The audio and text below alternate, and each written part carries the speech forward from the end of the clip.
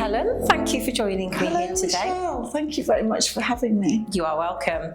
For our Women Who Make It Happen series, would you be able to introduce yourself and a little bit about your career? I would love to. So, my name's Helen Bierton. I currently have the amazing privilege of looking after Lloyds Banking Group's current account and savings customers, 26 million of them. It's not a small feat, is it really, Helen? If I lie awake at night and think about it, it's a little bit scary because I'm so driven by helping customers manage their money, and so you always worry about, can they access it? Are they getting the right support? So 26 million of them is huge. So the first thing is I'm a banker. So I've worked in the banking industry too many years, right from the day dot. I did a work experience when I was in my year 11. Yep. And I worked in a bank and I was hooked. So I've worked in banking because I love helping people, and I've always loved numbers and business problems. So it just felt like the perfect industry for me. So I'm a banker. I've spent a long time in the industry. I'm also an Olympic athlete. So I represented Great Britain in Athens in 2004. And I'm also a mum, a wife, a daughter. So yeah, I have three hats in my life. That's amazing, Helen, for a start. So congratulations on your career. Obviously, that's part and parcel of why we're talking today. Obviously, your Olympic athleticism, which I'm sure will come through a little bit more as well. I'm certainly much more intrigued to find out. We'll talk about that as well. And then balancing parenthood, motherhood. Absolutely. So throughout your career then, you said you did the placement year in year 11. Yeah. Where did that initial kind of motivation come from, or that interest that led you to be hooked in banking? Oh gosh, so it did start very young. And I probably got interested in banking through my working placement year, but I really became hooked. So what happened for me is my dad worked in a sixth form college. So he was heavily involved in getting people to university. Okay. And he got notified of NatWest's graduate banking scheme. And I'd just done my week. But funnily enough, the local NatWest was where I did my work experience. And I was like, oh, that sounds interesting. And I applied for their scheme just because I'd had a brilliant week. 2,000 applicants, 16 successful. I was thrilled. I was absolutely thrilled to make it onto the scheme. And at the time that they ran the scheme, you didn't go straight to university from A-levels, so you went straight into your year in industry, which is really unusual. It doesn't happen now. And it was that year where I became hooked. So I was so lucky. I had the chance to go and see all parts of the bank. So I worked in corporate, I worked in international, I just spent a bit of time at Coots in their private bank. But actually I spent most of my time in my local branch, Worksop, 69 Bridge Street, 602430. I can still remember the sort code. At the time when we were still processing checks in the machine room upstairs in the branch. We still had a branch manager. Worksop was it was a farming community, so we had quite a big agricultural lending book. So I saw all parts of the bank in this branch environment. And I just loved serving customers. I loved it when they came in and they needed help and support, and to feel that I could help them. And I just think banking generally can be quite something people fear, or it can feel quite complicated, but it can have such an impact on people's lives, either to achieve their goals or just to feel financially healthy. I was like, oh, I can really help. This is my way that I can really help people. And both my parents were teachers, so I think that desire to help people is in me, but I didn't want to be a teacher. So banking, I fell into banking, and it was that year that I spent working in the branch and then seeing all the different departments. I was just like, this is what I want to do. That passion for helping people really does come across from you. Talk me through a little bit, if you can, about So you've got that varied experience and the broader understanding of the bank when you were in NatWest. How has that helped serve you throughout your career of the transition into different companies, do you think? Such a great question. So I think I've always tried to be curious, and I've always tried to put myself in situations where I'm pushing myself to learn and grow. So after I'd finished my degree, so I think the brilliant thing when I came out of university is I'd had a year's experience plus experience during term time, but I'd also got a banking degree, I'd got a banking and finance, so I'd got that marriage of the theory and the practical. And my first roles, I was fascinated by marketing. You know, I just, it was the exciting part, it was where you sold your products to your customers. So I went straight into marketing and had a great time working on selling youth and student and graduate accounts, doing marketing campaigns for them. So it felt very relevant, felt personally motivated, and also I was learning at the same time. And then personally, I wanted to move back to. I was in London. I wanted to move back to the Midlands. So I ended up getting a role at was Alliance in Leicester at the time. Yes. For those in the industry, it doesn't exist anymore. That's the 2008 financial crisis, which we might come on to. But at the time, Alliance in Leicester was a building society heritage, but becoming a challenger bank, starting to sell current accounts. So I put myself in this situation where I was still in the industry I loved, still in marketing, but I went into product, so I started to learn about P&L management, but in a different industry, in the sense of a challenger bank, different mentality, building society heritage. How did we think about challenging the industry?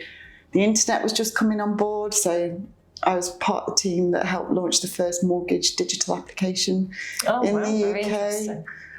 So that sort of technology bit started to come in there. And then for me, the next thing, it was a wonderful company. I learned so much while I was there. But the senior people were not moving anywhere. They were really happy. They were really settled. And that's where I learned that sometimes you need to push yourself and you need to go outside of your comfort zone. And I ended up heading back to a large company, and I went back to Santander, still in my roots. So I still did P&L, product management, trying to solve customer problems. But back in a big organisation, I wanted that exposure, international, learning about international banks. Santander had just taken over Abbey National.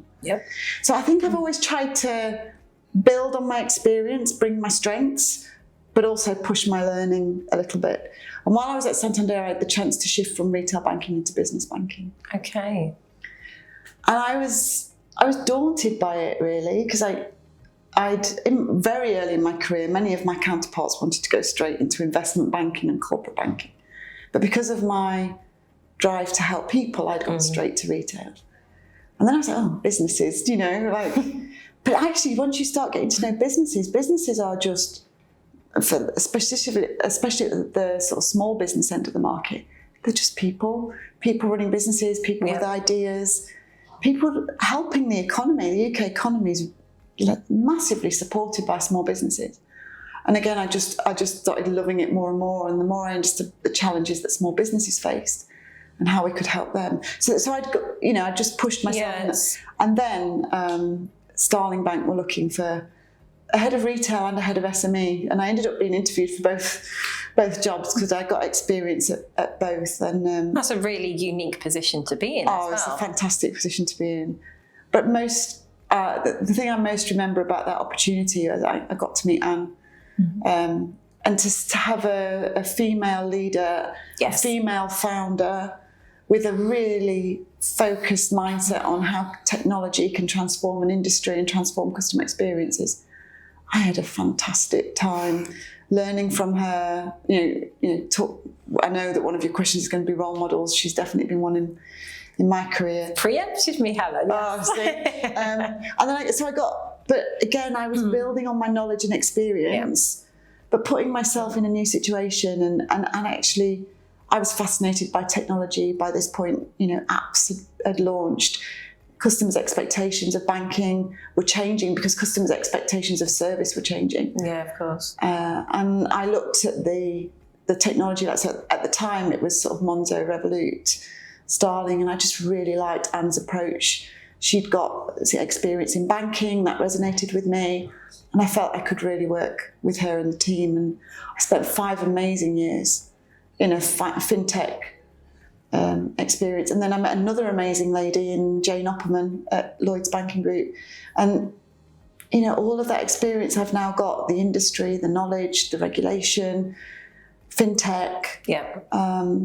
Now a chance to help 26 million customers. It's just, I feel like the luckiest person in the world.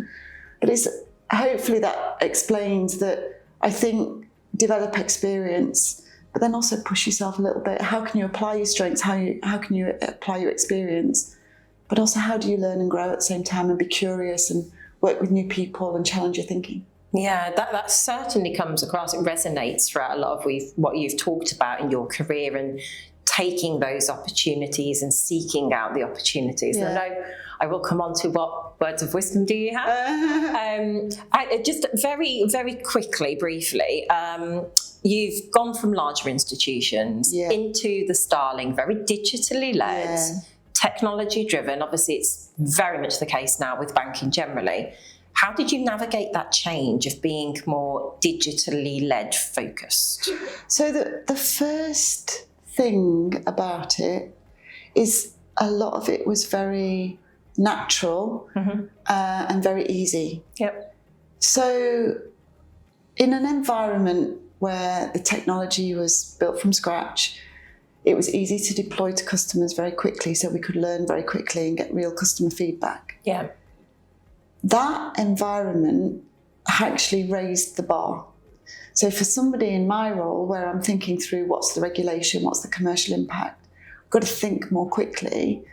But you don't change what you're doing, you're just doing it a little bit more quickly. And through that came different ways of working and using technology to help you.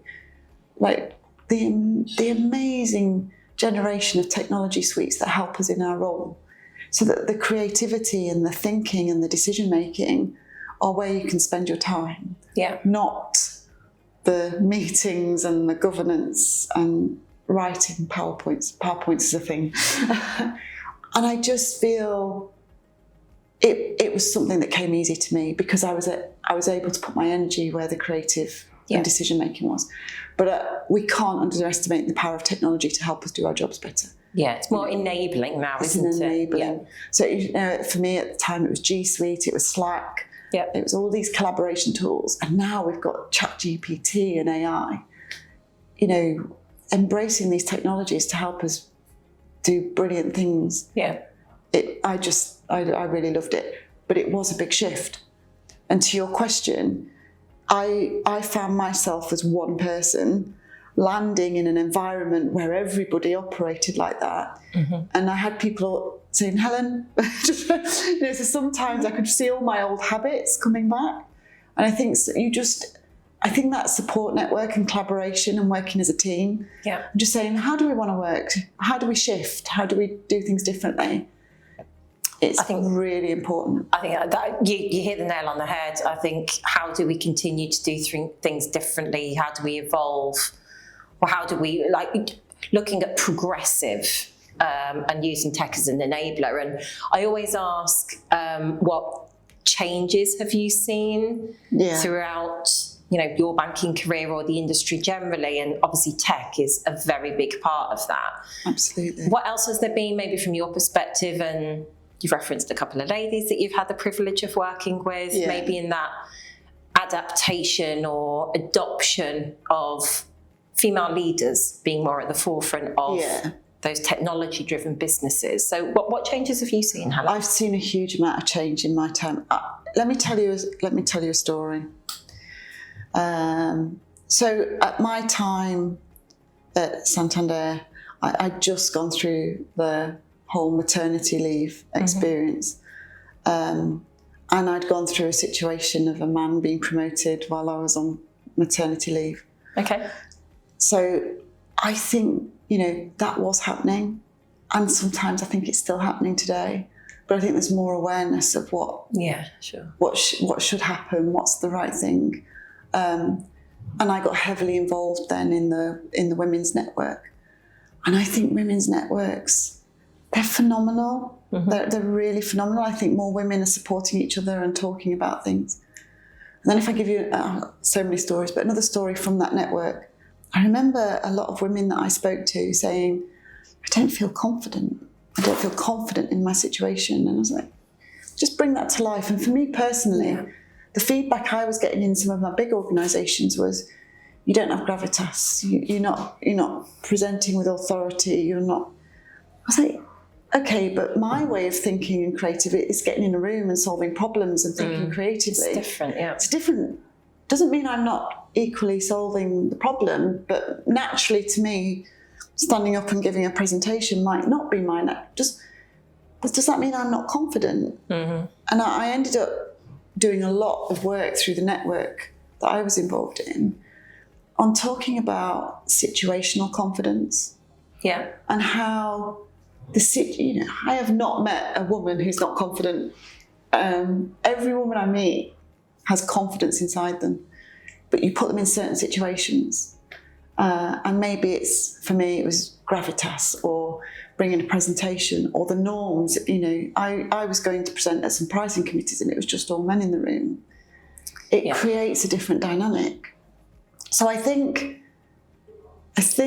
hopefully from these stories and the work I've done with other women, don't not be confident in yourself and ask what your support network is around you to help you through those situations. Yeah. But I guess my third story would be there came a point for me where I was like, I want to change the environment I'm in. And I'm super privileged to have gone and worked in a female-led company. Yeah. And it was very different. It was a very different culture. It was very inclusive. And I think some of the things that we did when I was at Starling, getting women into technology is a hugely challenging thing. Yeah. Hugely challenging. And we completely looked at recruitment in a really different way. Okay. I was going to ask how you managed that and what you did differently. I mean, it was a great team and it wasn't just me, but one of the things that the team did is started doing evening sessions where we would just talk about the work we did and who the people were, and we'd role model some of the women in the... So we invited people just come and talk to us and find out what we do and who we are. And that changed the conversation, because people felt comfortable coming in and having a conversation and exploring tech and exploring skills and exploring different roles. And we started to find that we started hiring through that process in a really strong way. And also building different learning environments. So there was a whole team in Starling of women engineers just supporting each other and helping code and helping learn. It's just amazing to watch these brilliant people. What women are great at is supporting other women. Yes, I agree. And actually watch that happen, and it was just incredible. It's part and parcel why we do these series, to provide the inspirational and aspirational stories and make it more visible in the industry and be that platform for others to see it, to look at it, to aspire to it, to be inspired by it. So a lot of the work you've done has been very, very interesting. Have you therefore actually mentored people as well? So other ladies from your women network? Yes, so I've mentored a few ladies and had the privilege of having mentors myself, and I fundamentally think it's a fantastic relationship. Yeah. From my experience, there are three things that I say about mentor-mentee. The first is it has to be a really trusted relationship. A very amazing lady who I work for, and I've taken her role model of it. She said, Helen, the first meeting we sat down, she said, Helen, start here. Whatever we say between each other is absolute trust. Yeah. This relationship, I'm on your side, I'm here for you. And it just, I've taken that. So anybody who I've mentored will hopefully say that I've said the same thing. And it just felt, it gave me a confidence to know I could be vulnerable. And actually that's where the greatest growth comes from. The second is, I think you have to be really clear what your mentor relationship is about. Yes. So I've had some relationships, and I've been a mentor or mentee. Yeah. Where if it's about me performing in my role and certain situations, it helps if that person either sees me in meetings or Yeah. But actually, if it's about my creative thinking or broad, it can be somebody outside who's not seeing me. So I think it's really important to say, what do I want from this relationship? Yeah. And who's got the best skills to help me? And sometimes they may be short term, they may be long term, but I think knowing what the partnership is about for both sides is really important. Yeah, I agree. And then the third and final thing for me that I just love about it is that it's something that you learn both ways. So I have learned as much from people I've mentored as people who I've had. And I had one lady who I worked with a couple of years ago, and she would say to me, she said, Helen, I don't feel I can be myself.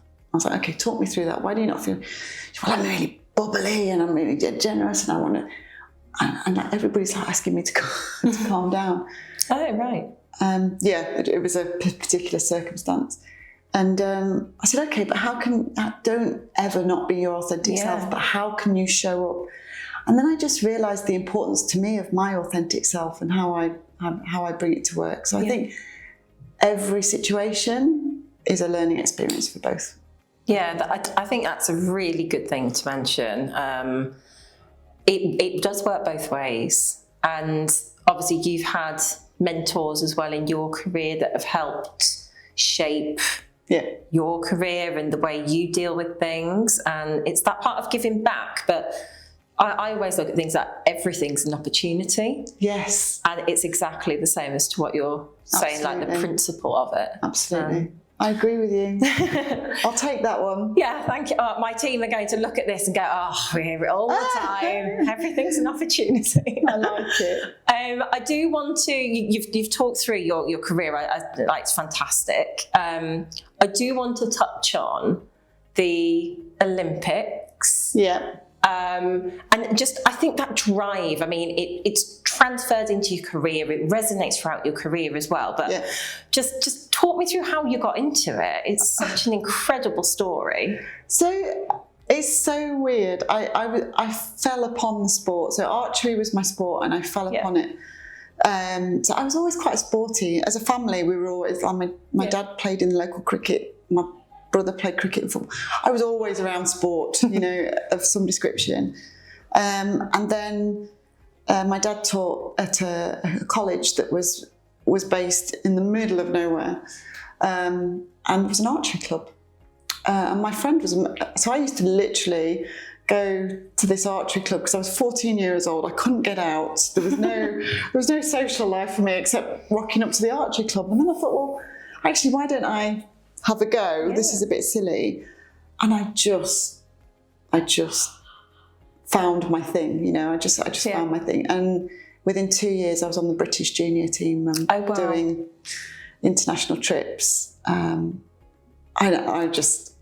was 16 years old. I was going on international trips. I was seeing the whole world. I was with my friends. I was doing a sport that I loved. I was having the time of my life, and I thoroughly enjoyed it.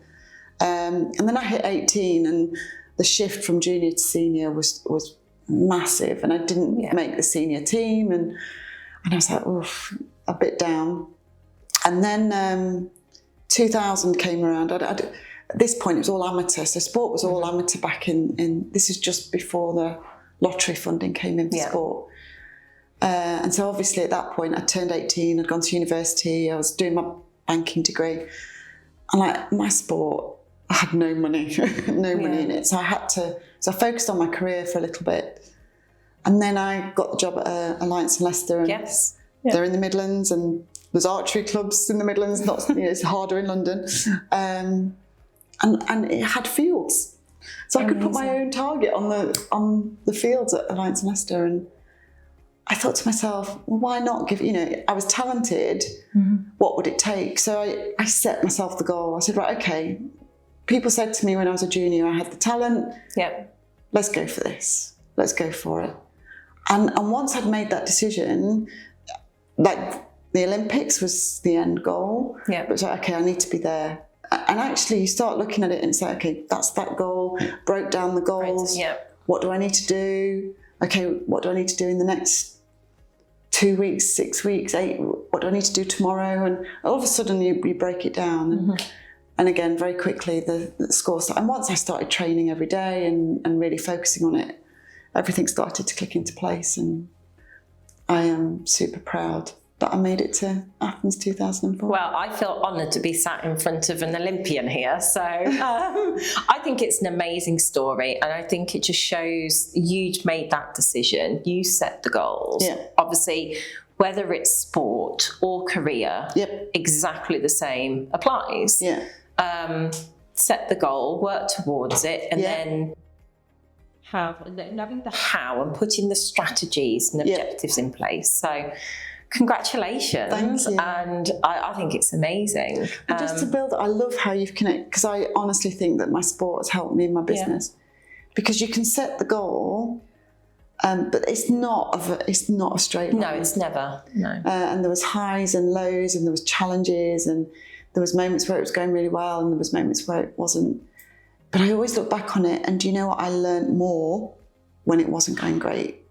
And what I learned helped me elevate to the next level. And I've definitely found that in my career. I was going to ask, what was the biggest learning point for you? So when things maybe weren't going to plan, in your sport translating into career or vice versa, how did you learn from that? And then what did you do to overcome it? So some sort of rules that I kind of live by. The first is I always do daily reflections, because in sport and in my work life, I found that you go through, during the day, you'll go through emotions, you'll have things that go right, you have things that go wrong, and just 5 minutes of daily reflections helps you focus and put things into perspective. And then it just helps me to figure out, okay, what do I need to take? I'm quite an emotional person, so I can go. Me too. I can go at times. And so sometimes you just need to reflect, take the emotion out. And so I always do daily reflections. And the other thing, when I was building to the Olympic, and this is always me, I'm like, what is the 2% extra I need to do? Yeah. And then I'm like, oh my God, no, actually, you are top 3 in the country. And I'm like, and I know, but I haven't got that bit. And I definitely bring that into my work. You know, I'm always, my archery coach used to use the phrase sharpening the blade. So if I didn't do my reflections have to be what's gone well, not as well as not what. Sometimes I think, especially women, don't give themselves credit for the stuff that's going well, and we can focus on what's not going well. So I try and build a habit, have got a habit, daily reflections, and get the balance of what do I want to tweak and what do I want to. Second thing is a support network. I've got my own the board of Helen. I like that. Yeah, Helen's board. And I've got some very, very close, my family, my mum, you know, is still on my board, always will be. But also some trusted people. And they're in different places. I've picked them up along the way, some from sport, some from, but it's amazing. And I said back to that support network, women, we do support each other, and not all women actually, some men too, but I've got a little network of people that I know that I can call on, or I'm going through this experience, and I really do take advice on board. It's fantastic. And then third and final for me is I talk through what I'm going to do, and change is difficult. Okay, so it's like trying to lose weight or trying to go to the gym more often. What are the techniques that people teach you? Who's your partner? Who's helping you out? Who's going to be there when you get down and it doesn't quite go right? Yeah. You know, we always need that. I agree. Well, I think that's quite a good segue into words of wisdom that you might give to others. So if you could give maybe some parting advice or reflecting back, what would you give to younger female talent coming through, or even your younger self? Well, I had the privilege of going to the 2004 Athens Olympics, and one of the ladies that inspired me through my career is a lady called, I always get her name wrong, Gianna Angelopoulos. Yes. So she's obviously Greek. It was the Athens Olympics, and she was the CEO of Athens. So she helped win the bid, and then she helped make sure Athens Wow. was Athens actually happened, and to see a woman put on an Olympics was just, for me, amazing. And I'll give a quote from Gianna. She says, "I don't believe in the impossible. I have always believed if you take passion and transform it into the energy and effort that are required to do what is necessary, then nothing is impossible." I like that. And I tell Very my powerful. daughter, I tell everyone, nothing is impossible. Yeah. So I like to bring energy, effort and passion. Yeah. And I think my other one would be a bit of belief.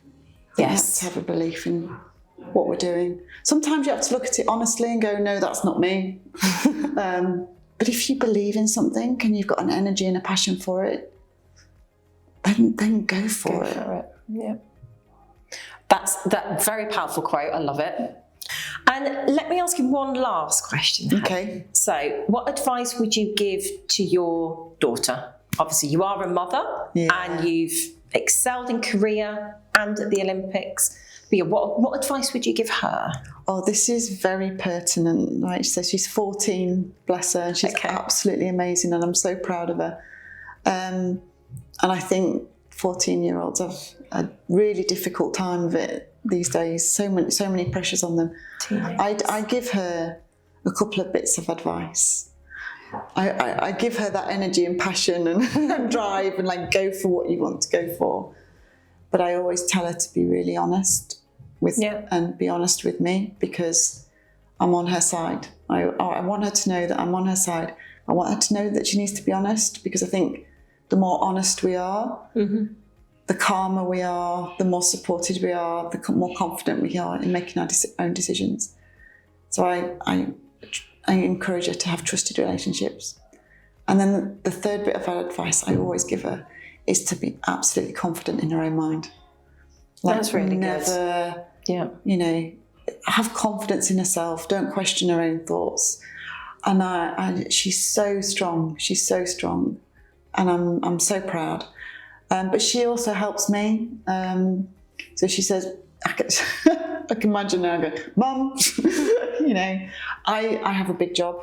I feel guilty sometimes about not being at home. I think parenthood is rife. Like the guilt around it is rife. Yes. So she tells me, like, Mum, you're home now. You need to be with us. And I'm not always good enough at it, but I do try.